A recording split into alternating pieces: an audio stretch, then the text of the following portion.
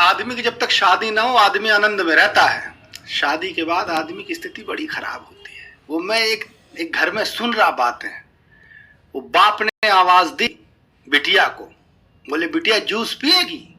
बिटिया बोले नहीं पापा। बोले फिर चाय पिएगी? बोले नो पापा। बोले फिर दूध पिएगी? बोले नो पापा। आदमी खिसिया के बोला लगता अपनी मम्मी पे गई है, खून ही पिएगी। अब मम्मी की इंसल्ट हो गई, मम्मी को गुस्सा आया। सवेरे ही सवेरे उसने लड़के को पकड़ लिया, बोले इधर आप ब्रेड खाएगा? बोले नो मॉम। बोले अच्छा खाना खाएगा? बोले नो मॉम। बोले फिर फली खा ले? बोले नो मॉम।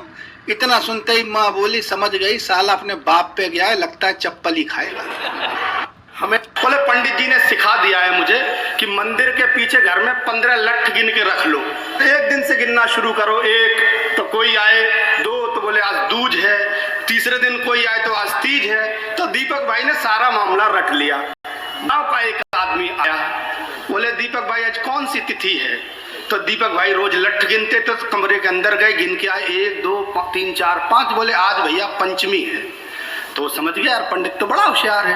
अगले दिन पट्टा फिर आ गया, तो दीपक जी फिर अंदर गए, बोले 1 2 3 4 5 6। बोले आज छठवीं है। तो वो समझ गया कि यार ये तो होशियार। एक गांव का आदमी देख रहा था मामला। दीपक जी कहीं घूमने गए, पीछे कमरे में घुसा और सारे लठ गड्ढमड्ढ कर दिए। और जैसे ही दीपक जी आए तो खड़ा हो गया, बोले दीपक जी आज कौन सी तिथि हो गई? तो दीपक जी उठे, अंदर कमरे में गए तो देखा लठ गड्ढमड्ढ। खान खान मैं तेरी छाती में राणा की तलवार घुसेड़ दूंगा। तो मैंने इससे पूछा कि क्या रे, मिसाइल के जमाने में इस समय तो हाइड्रोजन बॉम्ब की बात चल रही है और तू राणा की तलवार घुमा रहा है?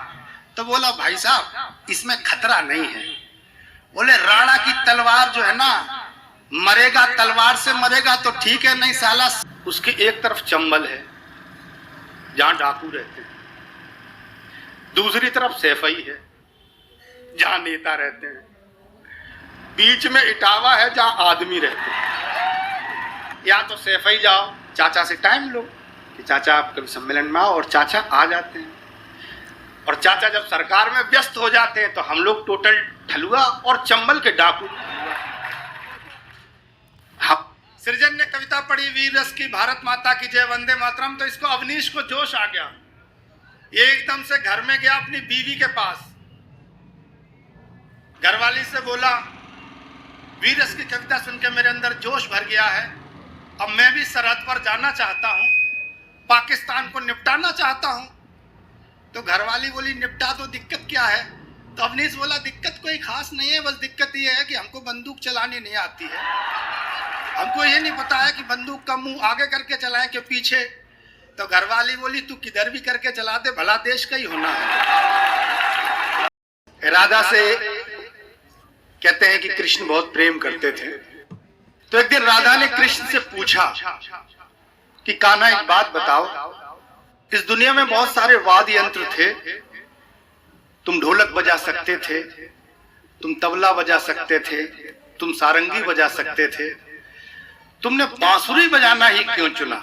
तो कान्हा ने जवाब दिया कि बांसुरी ऐसा यंत्र है जिसे बजाने के लिए सांसें देनी पड़ती हैं, और जो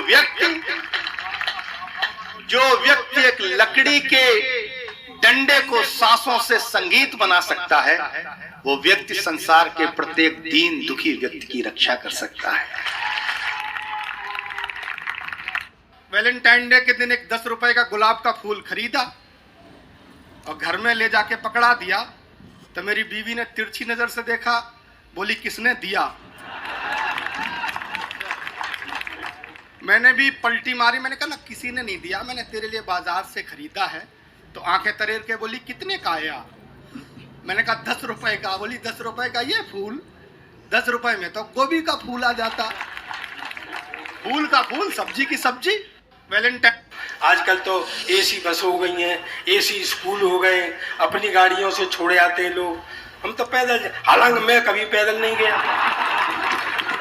मुझे तो लेने के लिए मेरे हेडमास्टर साहब 4 हट्टे कट्ठे लड़के भेजा करते थे, तो मेरी टांग पकड़ते थे, तो सीधे स्कूल में जाके पटका करते थे।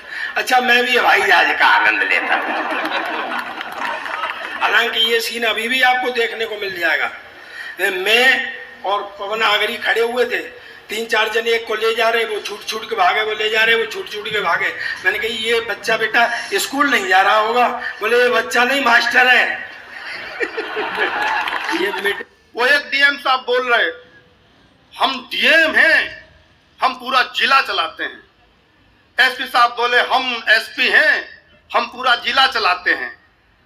सुनारी लाल तुरंत जी बैठे, बोले हम गुरुजी हैं साहब। उनका आदमी टशन में रहता। इंदौर को पहला स्थान मिला सफाई के मामले में, तो इंदौर वाले ने कानपुर के लड़के को फोन किया, बोले गुरु रह गए पीछे।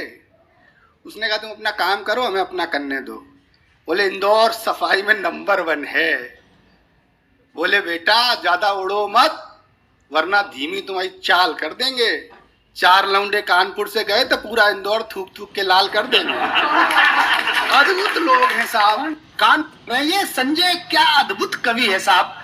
जहां भी खड़ा होता है एकदम लगातार हंसाता रहता है, लगातार हंसाता रहता है। पिछले दिनों कवि सम्मेलन में चला गया 20 दिन के लिए, एकदम से गायब। उधर से लौट के नहीं आया तो घरवाली ने सोचा बढ़िया है, बला टली।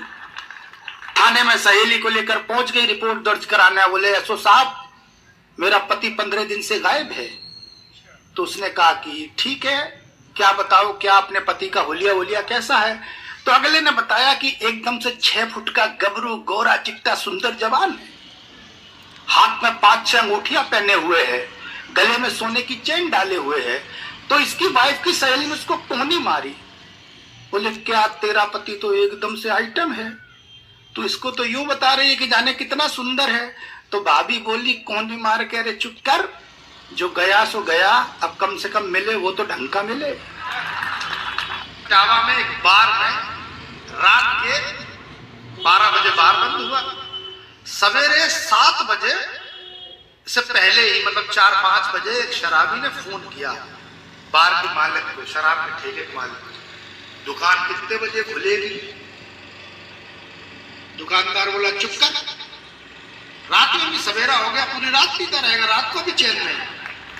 थोड़ी देर बाद फिर बुलाया उसने फोन, बोले दुकान कितने बजे खुलेगी। उसने कहा चल फोन रख। तीसरी बार फिर उसने मिलाया, बोले दुकान कितने बजे से खुलेगी। तो बोला तू कहां से बोल रहा है। बोले मैं दुकान के अंदर से बोल रहा हूं। देर तक पीता रहा तो फिर होश ही नहीं रहा, मैं वही गिर गया।